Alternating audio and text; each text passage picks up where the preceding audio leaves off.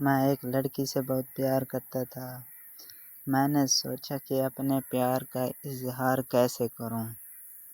پھر میں نے سوچا کہ لڑکی کو میسج میں آئی لو یو سینڈ کر دیتا ہوں۔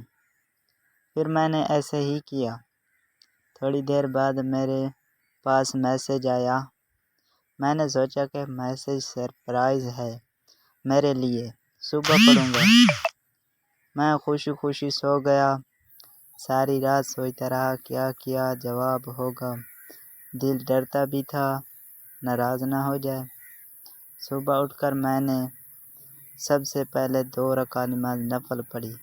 پھر جیسے ہی میں نے میسج پڑھا تو لکھا تھا dear customer message sending field please recharge your account first and try again.